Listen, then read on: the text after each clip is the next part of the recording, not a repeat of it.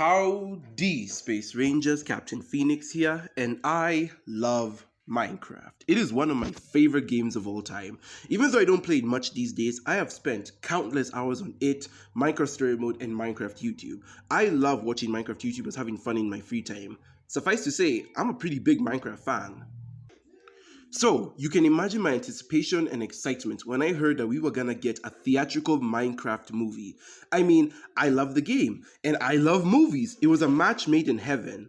But, just like my life, everything that could have gone wrong did. The movie was stuck in production hell for a decade. It wasn't going to be animated, and went through at least 3 script rewrites as far as I know. Despite all this, I had faith Mojang was going to pull through. That is until the first trailer came out, and I and a lot of the internet hated and clowned on that trailer. I even made a video comparing how a fan-made trailer was so much better in comparison. All my hopes and dreams of the movie went down the drain in an instant, and I was beyond pissed.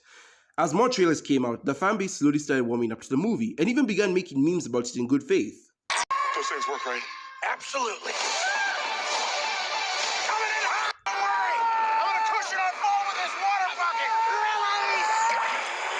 I, however, remained skeptical and decided to wait until the movie came out to see if it was going to be as bad as the trailers made it out to be. And that finally brings us to today. So, after all the chicken jockeys, flint and steels, and trashed movie theaters, what do I think of the Minecraft movie 2025? Not very highly. Let's get my biggest issue with this movie out of the way, and that is its lack of depth. This is especially apparent in the characters and their acting. The main character, Henry, is just so bad at acting. I do want to make it clear that I'm not hating on this kid. I would never harass a child actor, but I also have to say it as it is. This kid was given the bare minimum in terms of direction, and his role in the movie serves just to be a surrogate for the young audience. You know, the whole, oh, he's just a creative type that's misunderstood. He has absolutely no chemistry or dynamic with his sister Natalie, who's the typical, I just gotta take care of my little bro. The two of them barely have any substantial scenes outside of exposition and Henry getting mad at Natalie for just pointing a fact out. Daniel Brooks is also wasted on this movie. Her acting isn't bad, but she and Natalie contribute nothing to the story. Oh, and I hate her outfit.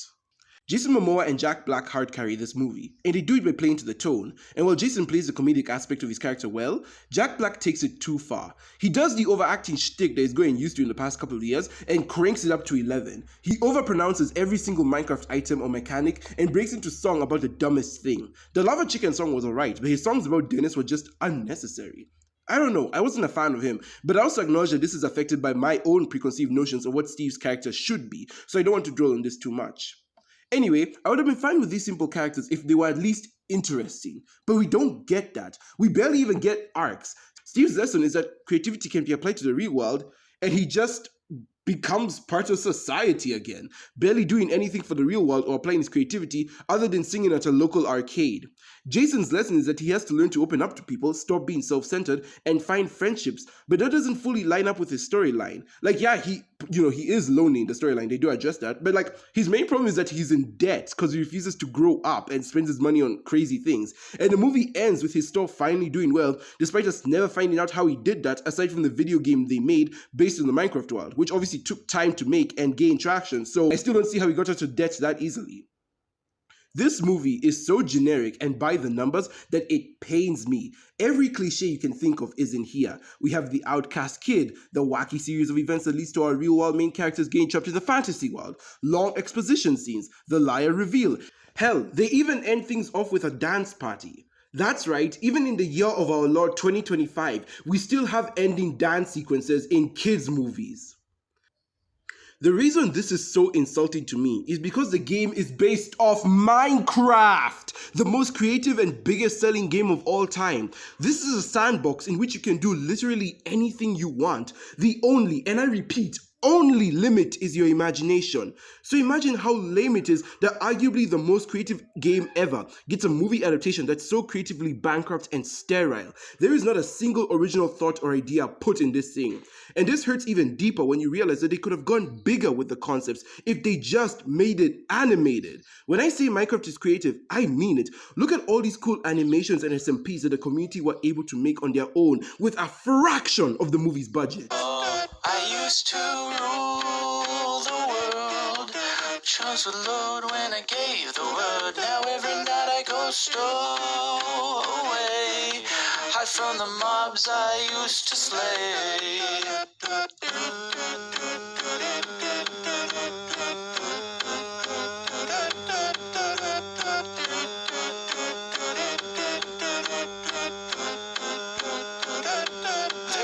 Were terrified every time I looked into their eyes. Villagers would cheer my way. For a hero I was, that's what they'd say. One minute we had it all, next our world began to fall away from all that it had once become. They all cried for my help, but I stood there numb. I gaze off into the boundless skyline. No block quads playing in the sunshine. Turn around, pick up my sword and wield the blade that once forced evil mobs to yield, and hope one day that this chaos and destruction turns for the better. Never a bow in hand, and that was when I ruled the land. The Minecraft movie was always going to be successful, no matter how you look at it or what you did. It's the biggest selling game of all time. An audience is going to pull up. So you don't understand why they didn't take any of these big swings and instead went for the super safe formulaic route. It's worse when you remember Mojang themselves have done big concepts with Minecraft. Look no further than Minecraft Story Mode, a series that gave us a big scary wither, a reason why the Ender Dragon didn't show up, and even meta stuff like the YouTuber episode and having admins as villains. That game series showed how you could have a marriage between modded and regular survival Minecraft, while still keeping the story interesting, creative, and fresh.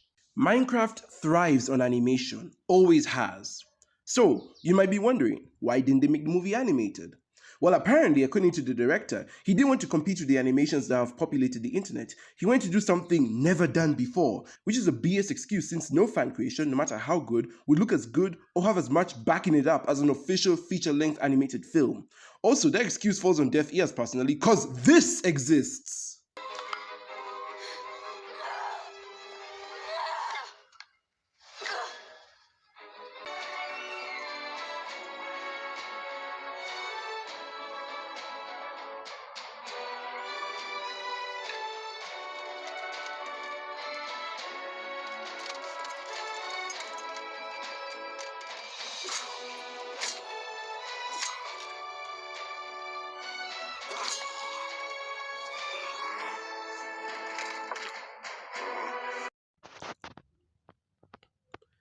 And honestly, the more I talk about it, the more you realize that live action was just not the way to go at all.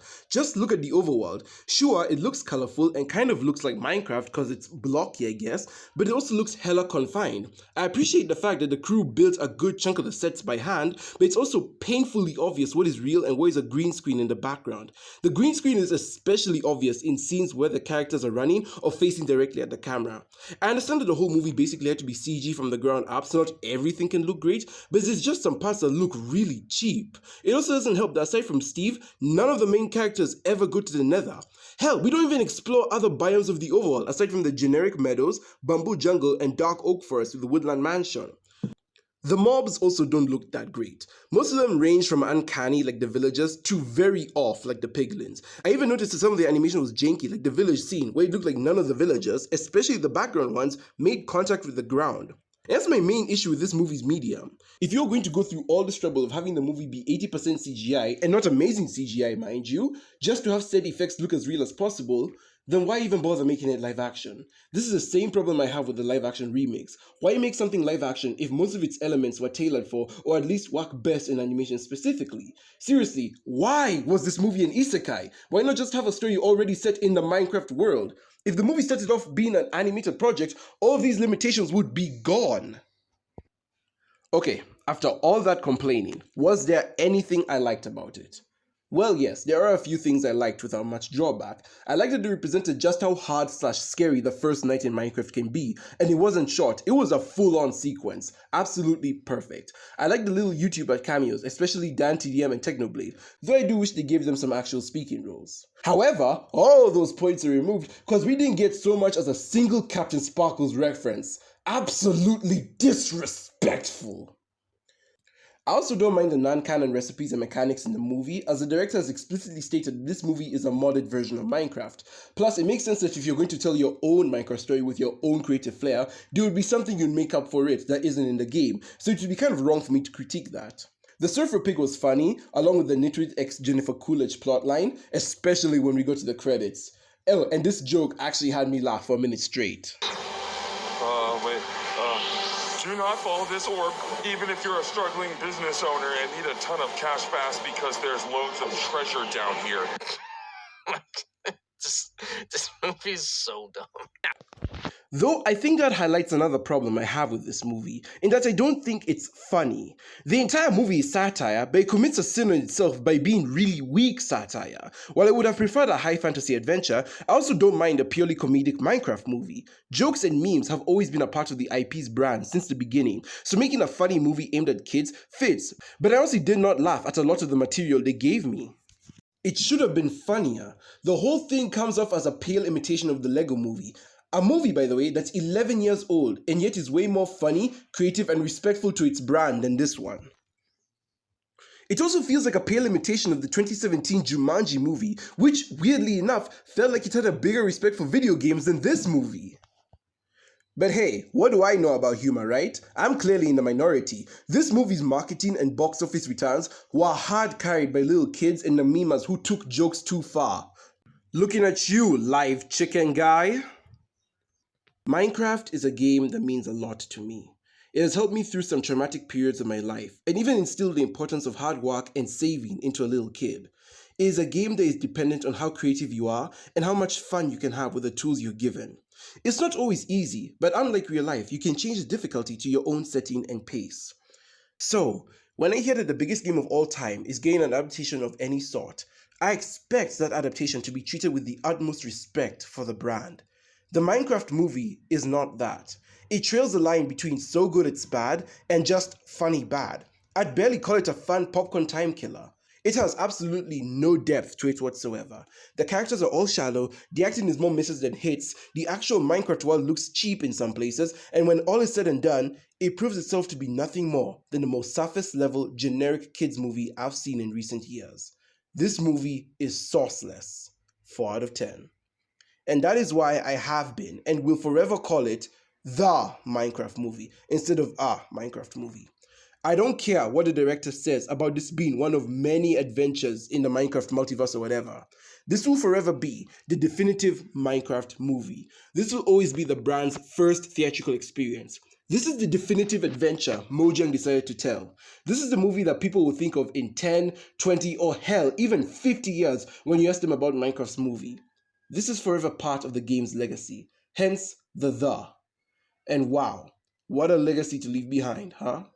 Please save us, Netflix series. I can't believe I'm saying this, but you're the only thing I can turn to for some good Minecraft storytelling in over 10 years.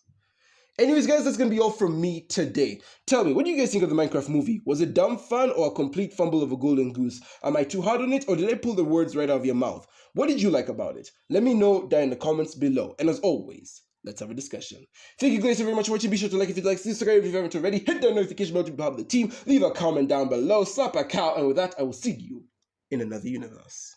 Goodbye, my Rangers.